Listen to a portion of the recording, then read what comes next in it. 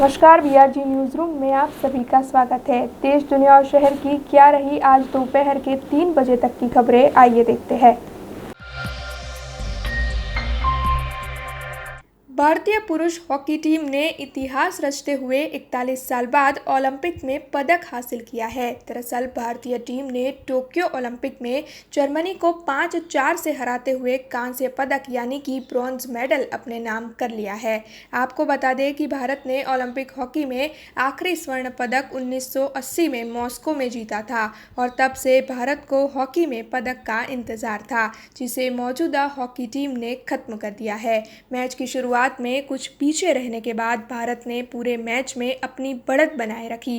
दोनों टीमों के बीच चले इस रोमांचक मैच में आखिर तक भारत ने बेहतरीन बचाव करते हुए जीत हासिल कर ली और अब प्रधानमंत्री नरेंद्र मोदी ने भी ट्वीट कर भारतीय हॉकी टीम की इस जीत को सराहा है।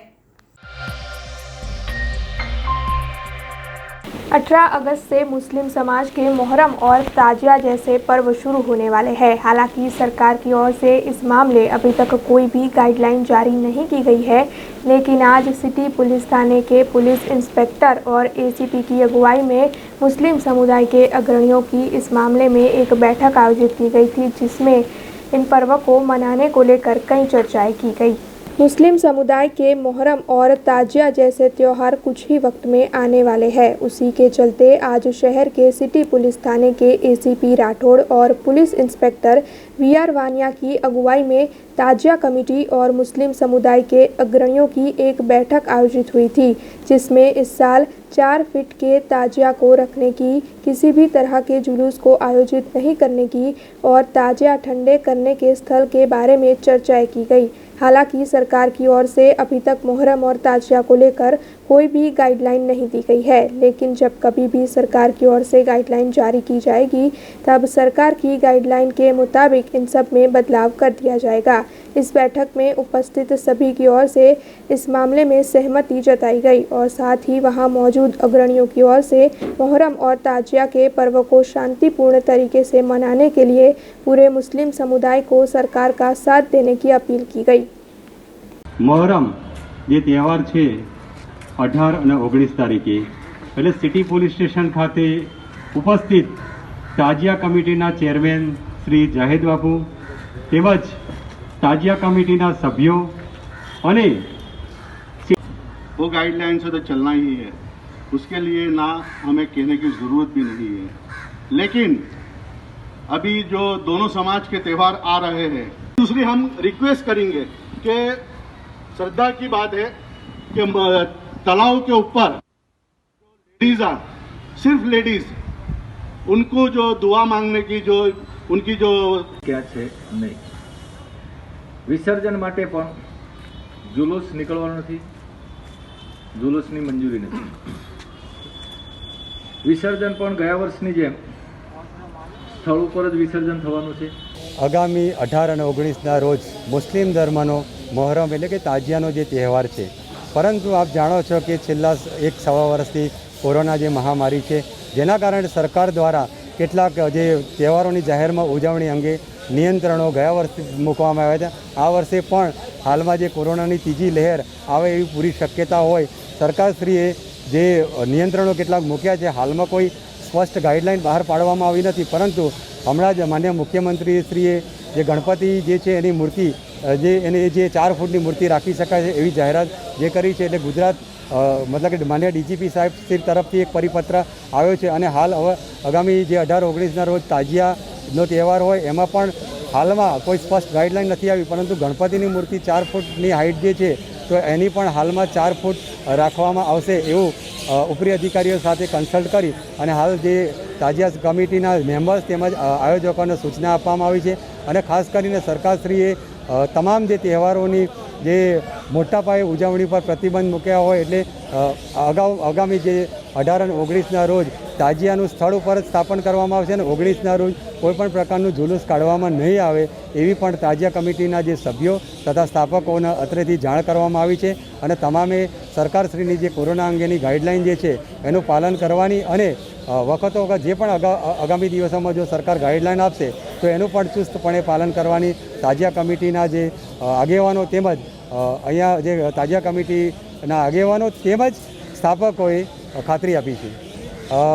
સ્પષ્ટ ગાઈડલાઈન નથી આપવામાં આવી, પણ સરકારશ્રીએ ગઈ વખતે જ્યાં પણ ગણપતિ અથવા તો તાજિયાનું સ્થાપન કર્યું હતું, એટલે ગણપતિનું વિસર્જન પણ ત્યાં કરવાનું, એ જ રીતે તાજિયા પણ ઠંડા પાડવાની જે પ્રક્રિયા છે ગઈ વખતે એ જ્યાં સ્થાપન થયું હતું ત્યાં જ એનો ઠંડા કરવામાં આવે. એટલે આ વખતે પણ કોરોના મહામારીને ધ્યાનમાં લઈ અને જ્યાં સ્થાપન કર્યું છે ત્યાં જ તાજિયાને ઠંડા કરવામાં માટે એ લોકોને સૂચિત કરવામાં આવ્યા છે. હા, એટલે આગેવાનોને જ્યારે કહ્યું ત્યારે થોડું હાઇટ બાબતમાં એમને એવું મતલબ કે પ્રશ્નો હતા, પરંતુ એ નીતિવિષયક નિર્ણય હોય અને સરકાર અને પોલીસ કમિશનર સાહેબ શ્રી એ અંગેનો નિર્ણય લઈ શકે એ લોકોએ વિનંતી કરી હતી. પરંતુ અમે એમને જણાવેલું છે કે ભાઈ જે સરકારશ્રીની ગાઈડલાઈન હોય અને જે હુકમ કર્યો હોય એ પ્રમાણે જ અમે તમને ગાઈડ કરી શકીએ અને એ પ્રમાણે અમે એમને જાણકારી આપી છે. सरकार की ओर से कोरोना काल में ड्यूटी निभाने वाले डॉक्टर से कुछ वादे किए गए थे. हालांकि अब सरकार अपने वादों से पलट गई है और उनकी ओर से नए आदेश जारी कर दिए गए हैं, जिसके चलते आज राज्य भर के सभी बॉन्डेड और रेसिडेंट डॉक्टर्स हड़ताल पर उतरे हैं और उन्हीं का साथ देने के लिए शहर के एसएसजी अस्पताल के 500 जितने बॉन्डेड और रेसिडेंट डॉक्टर्स भी हड़ताल में जुड़ चुके हैं. राज्य भर में सभी बॉन्डेड और रेसिडेंट डॉक्टर्स इस वक्त हड़ताल पर उतरे हैं. दरअसल सरकार की ओर से बॉन्डेड डॉक्टर्स और रेसिडेंट डॉक्टर्स को कोविड के दौरान दी जा रही ड्यूटी के चलते कई वादे किए गए थे, लेकिन अब सरकार अपने ही वादों से पलट गई है और नए आदेश जारी कर सभी डॉक्टर्स को दूर के गांव में फ़र्ज निभाने के लिए जाने को कह दिया है. उसी के चलते राज्य भर के डॉक्टर्स विरोध जता रहे हैं और उसी विरोध में शहर के एसएसजी अस्पताल के 500 जितने बॉन्डेड और रेसिडेंट डॉक्टर्स सुपरिटेंडेंट ऑफिस के बाहर विरोध प्रदर्शित कर रहे हैं और साथ ही ये सभी डॉक्टर्स 7वें पगार पंच के मुताबिक वेतन बढ़ोतरी की मांग भी कर रहे हैं. हमारी मांगे पूरी करो, कोरोना जेडीए जिंदाबाद, कोरोना जेडीए जिंदाबाद. हमारी मांगे पूरी करो, हमारी मांगे पूरी करो. जेडीए जिंदाबाद, कोरोना जेडीए जिंदाबाद, कोरोना जेडीए जिंदाबाद. हमारी मांगे पूरी करो, मांगे पूरी करो, कोरोना जेडीए जिंदाबाद. 4 मुख्य मुद्दाओ છે. અમારા સિનિયર રેસિડેન્ટ ડૉક્ટર જે પાસ આઉટ છે એ લોકોને 1:2નો રેશિયો પ્રમાણે બોન્ડ ગણવામાં આવે. કોવિડ ડ્યુટીઝ જે એ લોકોએ એક્સટેન્ડેડ 3 મહિના કરી છે એના માટે. બીજી જોગવાઈ એ છે કે એ લોકોને પોતાની પેરેન્ટ ઇન્સ્ટિટ્યૂટ એટલે જ્યાં ભણીને પાસ થયા છે એ જ જગ્યાએ એમને સિનિયર રેસિડેન્ટશીપ અથવા તો બોન્ડેડ કામગીરી કરવા મળે કે જેથી એ લોકોનું કરિક્યુલમ જે બગડ્યું છે તે જરાક સુધારવા પર આવે અને એ લોકો આગળ વધુ સારા ડૉક્ટર બની શકે. ત્રીજી વસ્તુ એ છે કે એ લોકોને જે અંતરિયાળ જગ્યાઓએ મૂકવામાં આવ્યા છે, ડિસ્ટ્રિક્ટ હોસ્પિટલ છે, CHC છે, એ જગ્યાએ ના મૂકવામાં આવે. 7ના પગાર પંચ અનુસાર એ લોકોને પગાર મળે. બસ આ જોગવાઈઓ છે. એનો શાંતિપૂર્ણ રજૂઆત કરવામાં આવી પણ સરકારે એનો હકારાત્મક રિસ્પોન્સ બી ના આપ્યો અને અમને માનહાનિ કરીને ડૉક્ટરોને કાઢી મૂકવામાં આવ્યા, પોલીસ પગલાં લેવાયા. એના અગેન્સ્ટ અમારી માનહાનિ થઈ છે. એના માટે અમે લોકોએ માંગણી તથા માનહાનિને વિરોધ દર્શાવતા હડતાલ પાડવામાં આવી છે. તમામ ઇમરજન્સી સેવાઓ ચાલુ રહેશે. તાત્કાલિક વિભાગ, પ્રસૂતિ વિભાગ, કોવિડ ડ્યુટીઝ અને ઇન્સેન્ટિવ ICUs. ગુજરાત રાજ્યની તમામ સરકારી મેડિકલ કોલેજીસમાં ક્લાસ 1 બોન્ડેડ તબીબ અને રેસિડન્ટ ડૉક્ટર્સની જે હડતાલ કરવામાં આવી છે એના સપોર્ટમાં વડોદરા મેડિકલ કોલેજીસના રેસિડન્ટ્સ અને બોન્ડેડ તબીબ પણ જોડાયેલા છે. અમારી જે માગણી છે એ જ છે કે ગવર્મેન્ટે જે અમને 3 મહિનાની કોરોનાની ડ્યુટી સેકન્ડ વેવમાં કરાવવામાં આવી એના પહેલાં જે વાયદો કરવામાં આવેલો એ વાયદાથી એ ફરી ગયા છે અને અમને ફરજિયાત 1 વર્ષની બોન્ડેડ સેવામાં ચાલુ રાખવા માટે ઓર્ડર કરી દેવામાં આવ્યા છે. તો અમારી એક જ માગણી છે કે જે સરકારે અમને પહેલાં જે પરિપત્ર બહાર પાડેલો જે નિયમ જે આગળની બેચમાં હતો 2020માં એ જ નિયમ 2021માં હોવો જોઈએ. અત્યારે અમારી જ્યારે સેવા પૂરી થઈ ગઈ છે ત્યારે અમારી સેવાનો કોઈ કદર ના રાખ્યા વગર સરકારે અમને નવો પરિપત્ર બહાર પાડીને અમારી જે સેવાને કોઈ બોન્ડેડ સેવા તરીકે ગણવાનો ઇનકાર કરી દીધો છે અને રાતોરાત અમને બીજા એરિયામાં પોસ્ટિંગ આપી દેવામાં આવેલું છે. તો અમારી એ જ માગણી છે કે અમારી જે સેવાને બોન્ડની સેવામાં ગણવામાં આવે, પ્લસ જે પહેલાંનો જે પરિપત્ર હતો એના પ્રમાણે હવેની સેવાને 1:2ની સેવા તરીકે, મતલબ કે 1 દિવસની સેવાને 2 દિવસની સેવા જે આગળના 2020માં ઓર્ડર હતો એ જ ઓર્ડર અત્યારે પણ ફોલો કરવામાં આવે. અમારી બીજી વસ્તુ એ છે કે જે ડૉક્ટર્સ છે અહીંયા એમનો એજ્યુકેશનનો કરિક્યુલમ કોરોનાની સેવામાં જે ખોરવાયો છે, કોરોનાની સેવામાં અમારા જે સર્જન છે, ચામડીના વિભાગ છે, રેડિયોલોજી વિભાગ છે, બધા જ વિભાગના ડૉક્ટર્સને જે એજ્યુકેશનમાં જે લોસ ગયેલો છે એ કરિક્યુલમ પ્રમાણે તો એની ભરપાઈ તરીકે કે ગમે તે રીતે અમને જે પોતાની ઇન્સ્ટિટ્યૂટ છે ત્યાં જ જોઈનિંગ કરવા માટે નો ઓર્ડર આપવામાં આવે. એની જગ્યાએ સરકારે અમને દૂરના એરિયામાં જ્યાં આ પ્રકારની સુવિધાઓ નથી, જ્યાં આ પ્રકારનો કોઈ સ્કોપ નથી, એવા એરિયામાં પોસ્ટિંગ આપી દીધેલું છે. પ્લસ અત્યારની જે બીજા રાજ્યની જે જોગવાઈઓ છે કે એસઆરશીપ અને બોન્ડેડને એક ગણવામાં આવે, એ જોગવાઈ ગુજરાત રાજ્યમાં કેમ નથી? જો ડૉક્ટર્સ ઓલ ઇન્ડિયામાં બધા જ પોતાની રીતે સેમ સેવા આપી રહ્યા હોય તો બધાનો નિયમ અલગ અલગ કેમ? પ્લસ હવે અમે ક્લાસ 1 બોન્ડેડ તબીબ ગુજરાત સરકારના તબીબ ગણાઈએ તો એ પ્રમાણે જે બધાને પ્રોફેસર્સને બધાને જે 7મા પગાર પ્રમાણે જે વેતન મળતું હોય એ અમને પણ મળવું જોઈએ. આ સીધી સાદી માગણીઓ છે અને આ માગણીઓ કરવાનો હેતુ કોઈ સરકારશ્રીનો વિરોધ નથી. અમે જ્યારે ગુજરાતના બધા જ મેડિકલ કોલેજીસના સ્ટુડન્ટ ગાંધીનગર સચિવાલયમાં મળવા ગયેલા, એ પ્રમાણે અમને જે ત્યાંથી જે પ્રતિસાદ મળ્યો એના ભાગરૂપે અમારે હડતાલ કરવાની ફરજ પડી છે, કારણ કે અમને ત્યાંથી રીતસરના ધુતકારીને કાઢી મૂકવામાં આવે છે. पतंजलि से जुड़े हुए आचार्य बालकृष्ण के जन्मदिन के मौके पर हर साल देश भर में गिलोय और तुलसी के पौधे के वितरण का कार्यक्रम आयोजित किया जाता है. ऐसे ही आज शहर में भी इस दिन को मनाते हुए गिलोय और तुलसी के पौधों का वितरण किया गया. आयुर्वेद के इलाज से पूरे विश्व को स्वस्थ रखने के लिए पतंजलि से जुड़े आचार्य बालकृष्ण के जन्मदिन के मौके पर देश भर में हर साल गिलोय और तुलसी के पौधे बांटे जाते हैं. उसी के तहत बीते 3 महीनों से गिलोय और तुलसी के पौधे बांटने का कार्यक्रम जारी है. ऐसे ही आज आचार्य बालकृष्ण के अवतरण दिन को मनाते हुए शहर के समता इलाके में मौजूद झांसी रानी सर्कल से गिलोय और तुलसी के पौधों के वितरण का कार्यक्रम आयोजित किया गया. आपको बता दें कि इस मौके पर पूर्व काउंसिलर राजेश आयरे, पतंजलि राज्य प्रभारी लक्ष्मण भाई गुरवाणी, वार्ड नंबर 9 के कॉरपोरेटर श्रीरंग आयरे, पूर्व कॉरपोरेटर पूर्णिमाबेन आयरे और वार्ड नंबर 11 के कॉरपोरेटर संगीताबेन चौकसी की मौजूदगी रही, जिसमें इन सभी को शॉल ओढ़ाकर उनका सम्मान भी किया गया.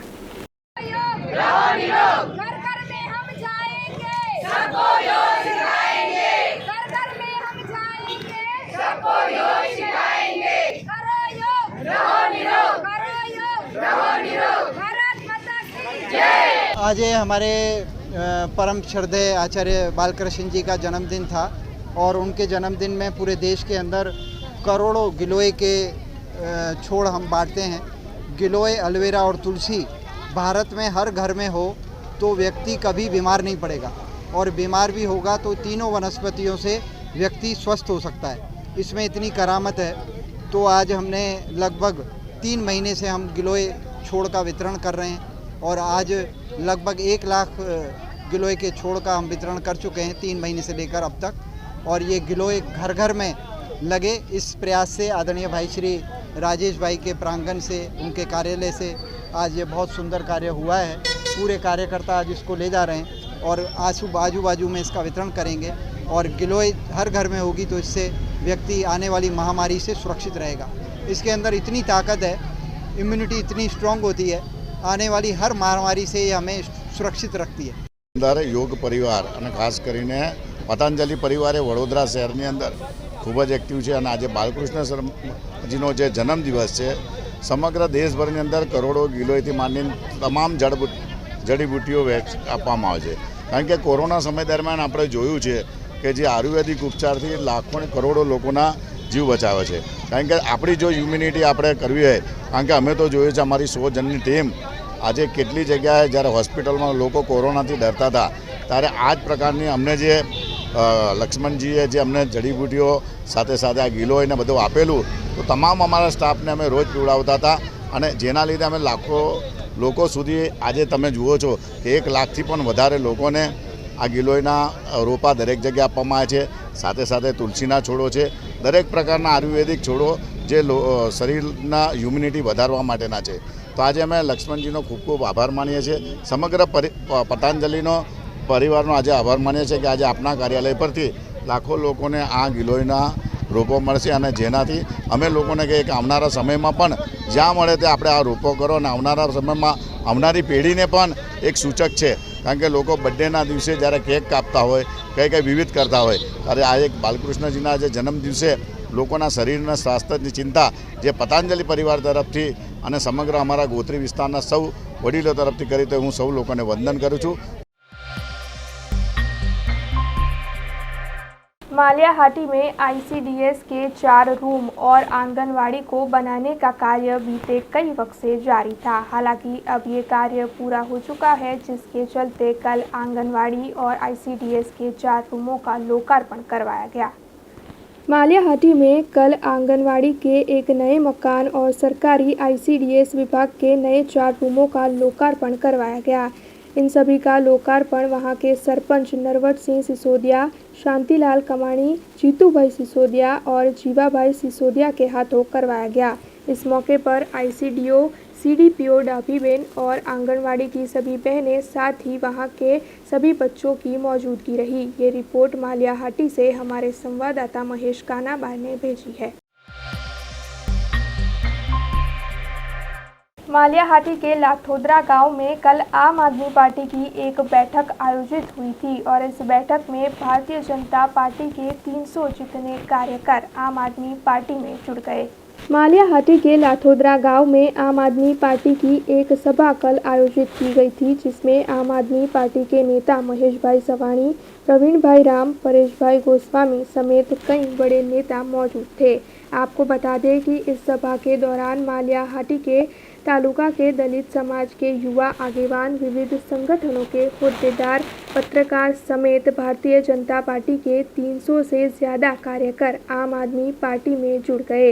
लाठोदरा तालुका पंचायत सीट भारतीय जनता पार्टी का गढ़ मानी जाती थी, लेकिन अब भारतीय जनता पार्टी के इतने सारे कार्यकर आम आदमी पार्टी में जुड़ने से कई सवाल खड़े हो रहे हैं। ये रिपोर्ट मालियाहाटी से हमारे संवाददाता महेश कानाबार ने भेजी है। आज जूनागढ़ जिला मालियाहाटी तालुका लाठोदरा गाम में आज जन संवेदना यात्रा जन संवेदना यात्रा आम तो अगाऊ जूनागढ़ जिला में पसार थी, परंतु जे 1-2 दिवस भाजप प्रेरित अमरी पर हमलो करवामां આવ્યો ત્યારે तालुको बाकी रही गयो। तो त्यारे कोविड में एक्सपायर थयेला जे अमरा आपણા स्वजनों है તેમના एक संवेदना यात्रा रूपी आज अमे लाठोदरा गामनी मुलाकात लीधी थी અને ગામમાં ઘણા બધા एक घणું प्राउड साथे कहेवू पड़े कि गई काले મહેસાણામાં शिक्षकों अमरी साथे आम आदमी पार्टी साथे जोड़ाणा, मोटी मोहनपुरी खाते घણા બધા वकीलों अमरी साथे जोड़ाणा અને આજે પત્રકારો, રિટાયર્ડ આર્મી ઓફિસરો અને એ લોકો પણ આજે અમારી સાથે આમ આદમી પાર્ટી સાથે જોડાણા। ત્યારે ખૂબ જ મહત્ત્વની બાબત એ છે કે ઘણા શિક્ષિત લોકો આમ આદમી પાર્ટી જોડાઈ રહ્યા છે, એ ઘણી ખુશીની બાબત છે। અને આજના ગામના લાઠોદરા ગામ અને આજુબાજુના માળિયાહાટીના તાલુકાના ઘણા બધા ગામોના અગ્રણીશ્રીઓ પણ આજે આમ આદમી પાર્ટીમાં જોડાણા। એ બદલ હું ખૂબ સર્વને ખૂબ ધન્યવાદ પાઠવું છું।